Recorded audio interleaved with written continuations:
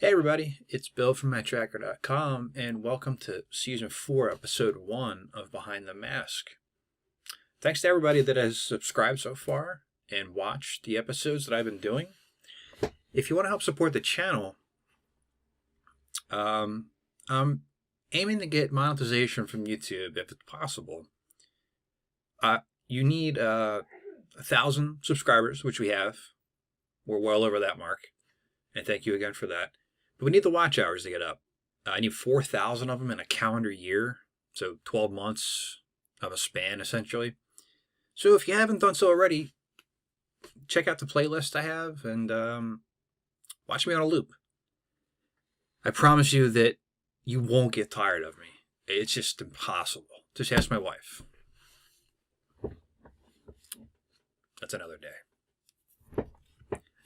But I wanted to kick this season off with something that has been happening a lot lately. And I've talked about it before, and that's customization. Now, you can customize pretty much anything. I don't recommend it, but any kind of electronic you have, you can customize. Any tools you have, you might be able to customize. But what we have going on in the community is some of the best, well, I mean, you can call them customizers, but I'm going to call them artists out there. And I'm going to talk about customization in more detail in a further episode in this season. Just because there are so many out there. And I put a call out to people on the Facebook page. If you had anything customized or anything that you build or own, send it over to me and give me a little backstory on it, and I'll talk about it. Naturally, it's hard for me to review something that I don't tangibly own, but that didn't stop me from doing that before. And we'll get to that in a second as well. But customization, again, I have a few here. Excuse me. There's Julio. I did this one myself. That's why I look stupid. Here's a Coastal Patrol Matt-Trakker. Flyers colors. These pictures are on the website. I can re-upload them again, but for the most part, they're okay. I wish this one came out a little better because I do like the way I did the color palette on it. But again, my painting skills are not that great. So, here's what it is there. And then we have this Brad Turner again, Flyers colors. I had a pattern, as you can see. Now, don't worry, these figures here, these were kind of like, I got them for like $3 a piece and just kind of experimenting with them. Now, I did do one a little more ambitious. And if you collect DC Universe figures, the line has the Build-A-Figure gimmick. Same thing with the Marvel Legends. And I really wanted a Bane figure, but to get the Build-A-Figure Bane, you were paying like $150. I'm not made of that money. So I bought there was like it was like an offshoot of the classics, like the predecessor, not the predecessor. The one that came before it. Predecessor. Oh, that's right. So what I did was I got that one, which was much cheaper, and took the legs and the torso part from another Build-A-Figure figure. I don't remember which one it was, but it came out okay for the most part, except his torso doesn't stay on. He kind of pulls a Darth Maul here. But for purposes of displaying, it works pretty well. So it's a little loose, but that wasn't really, it's not really meant for anything else. So scale-wise, just so you kind of see it. Here's Michael Keaton Batman, which I don't know how that would fare. And then for another comparison's sake, here is Brad and that together. Kind of an unfair fight. So what we have is me getting ready to watch a review of another Cliff Dagger customization. If you don't already know, he created the transport plane that was on eBay, and it sold for a good amount of money, and rightfully so, because the amount of detail that went into it and the ingenuity, it was second to none. So Cliff Dagger, not his real name. I mean, I wouldn't think that Cliff Dagger can create these things, but obviously he's not the real Cliff Dagger, and a little bit more on the talented side with some of the artwork here. And he came up with a vehicle called the Big Stomp. Now, I haven't watched the video yet that he sent me. I'm going to watch it for the first time here and record it because, well, I like to give general reactions to things, but getting something that I can react to for the first time mask-wise is kind of limited. So I want to record that in that fashion and then talk about it a little bit more. The one thing I knew to know about it is that it won't be for sale just yet. Stay tuned for that information, and I'll post a link to his Facebook account. You can kind of follow him that way. And without further ado, let's take a look at it.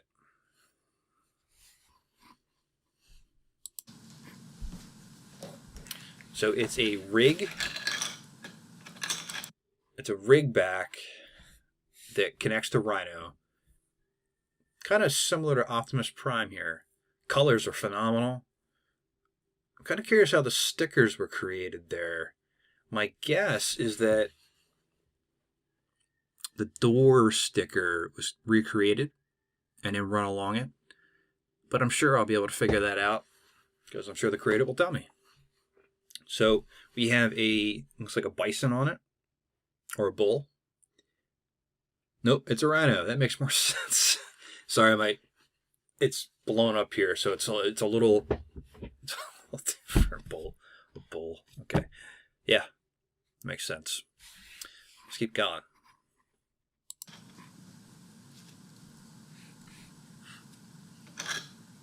So there's a compartment underneath.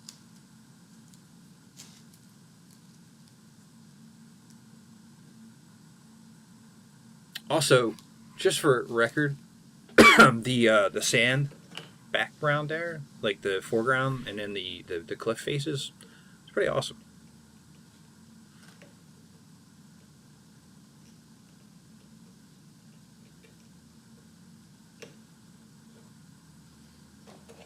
Okay, so this connected to a computer underneath the carriage. And some of the compartments are used for storage. You got a radar satellite dish there. I wonder where this is going.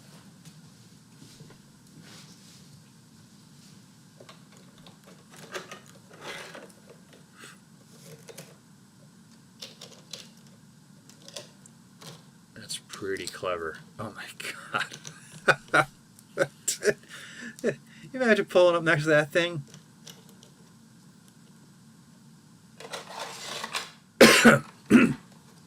So we got like a mini mass headquarters in there to kind of stretch out the one that came with Rhino, which you can almost fit two figures in, but it was a little tight. That's, yeah. It kind of puts Outlaw to shame. And Optimus Prime, if I'm being honest. I wonder what those are. Looks like they light up. Those are going to be... Okay, those are going to be further cannons, it looks like a different type of cannon here.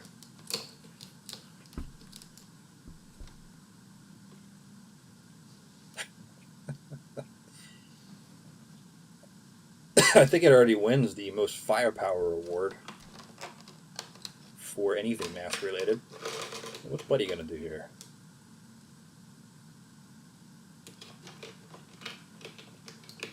Buddy is sitting in something. Don't see it quite yet. I'm sure we'll get there soon. And if I know his ingenuity, I'm sure there's gonna be lights somewhere here.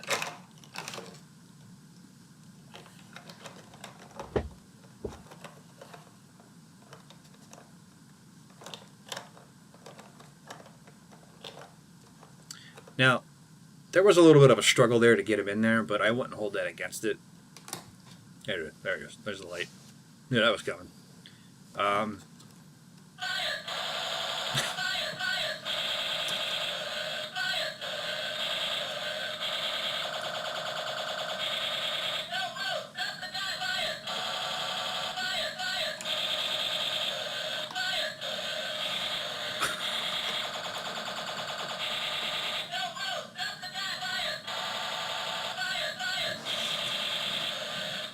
Got a missile. Now, my guess is that there's a switch that turns that on completely. Hey, look, Gloria Baker in her actual colors. Thank you for including her.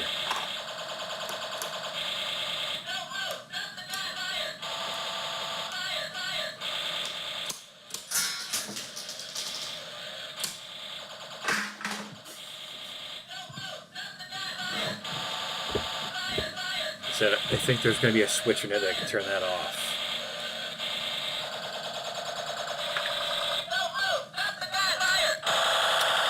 Oh, wow. Looks like a planet killer.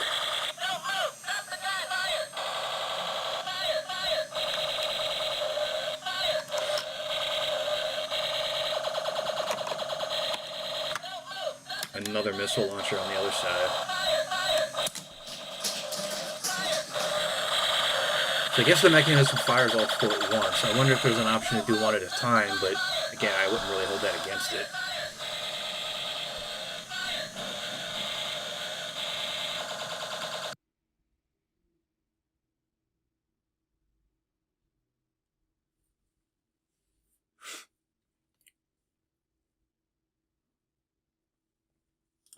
You guys keep creating this stuff. I know where to put it. I want to get the transport plane. There's an updated energy room out there. Man, what am I gonna... I can't take down the Ghostbusters headquarters, can I? I don't know about that. Man, wow. All right, so there's a couple more videos here that he sent me with some more of the functionality to it. So I'm going to load those up here.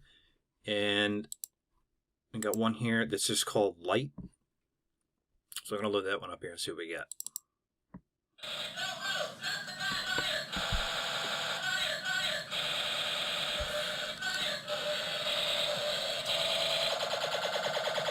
So it can detach, which I would imagine that would be the case.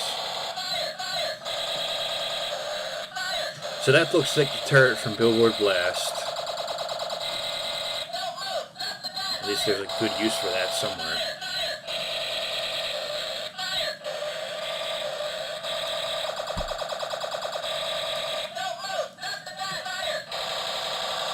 The one thing I would say about this is that I wish that the button for it would be on the maybe the outside, where you could do maybe one at a time, but I'm sure that could be something that's amplified later. But man, that's so awesome.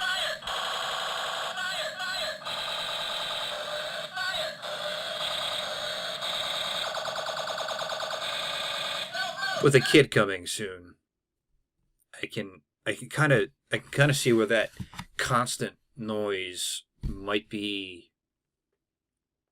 old quick, but I don't. It's not like you're not gonna run it for 10 hours until the batteries die. Man, that's amazing. All right, so we're gonna look at here at one called Drone. It's about 50 seconds long. All right, Honda's making an appearance. Blaster with a short mask. Congratulations on that one.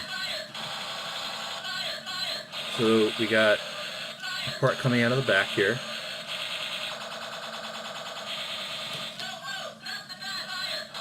Dagger custom. I like that little. Get the hell out of here. If you're gonna tell me that you have a remote control for that thing, and it flies,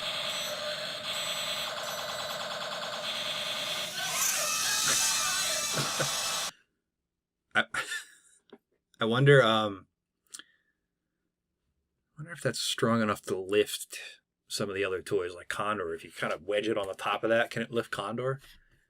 Give that a try. If you don't have a Condor at your disposal, Cliff Dagger, I'll send you one as a test. Because imagine how cool that would be if you got Condor lift up. But the Dagger custom, I like that little nod to yourself there. It's a nice addition. And we got one more here. It's called Fireball. I'm assuming it's going to be some of the missiles. So let's see what we got there.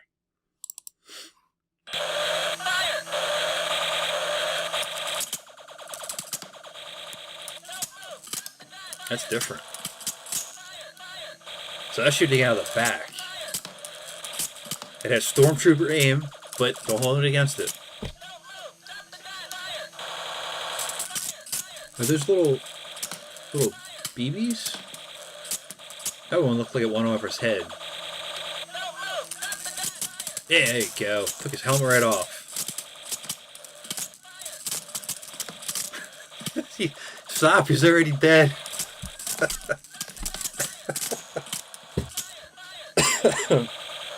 Gotta be thorough, right? Man.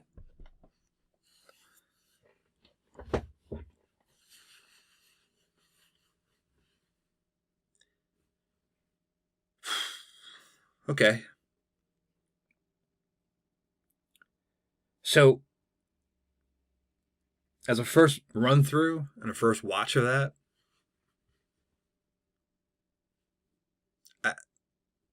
I'm almost speechless. There's so much ingenuity in this piece. The transport plane took a lot of ingenuity, but there's a lot of ingenuity here. A lot more engineering with this one here, and just because of all the mechanisms that are firing the talking of the cannons. You know, it's pretty interesting. One thing that would be really cool if it could be done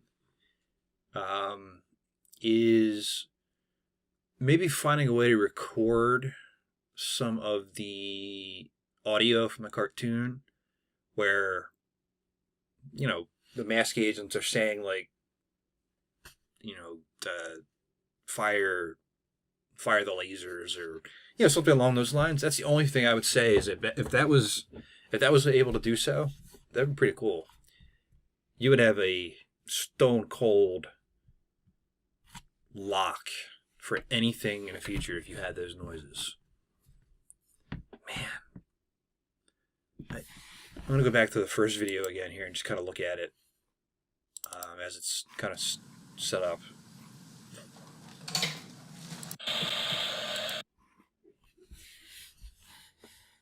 Man.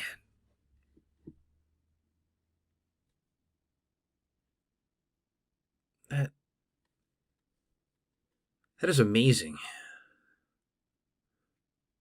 I wonder if it could still open the back part of Rhino to get into that console area. I'm sure it can. It looks like there's more than enough space to get in there. And I'm kind of curious to see how it connects to the bottom too. But other than that, give me more. Give me more of, you know, of this, because what you have right now, Sid, if you add the voices, like, obviously that's kind of a gray area on copyright issues and things of that nature. But it's a customized toy from Mask, where Hasbro literally has done nothing with it. So, I'm kind of curious on the dimensions of this, because I'm looking at Outlaw, and in order to display it inside a glass case, you have to kind of turn it on its side, like not really side, but an angle. I have those IKEA glass cases here behind me, so I guess you would have to maybe turn this one in order to display it inside a glass case. But it looks like it has really good turning radius. Man. So Cliff, I don't know. I don't know how you find the time for this stuff. You must not sleep a lot. Because it's amazing. And I can't wait to see what else you add on to this. But until that time, I'm going to give this a grade 10 out of 10. I'm going to give it a 15 out of 10. I'm not good at math, but that works. So until next time, this is Bill from Matt-Trakker.com, and I'll talk to you later. Spectrum's got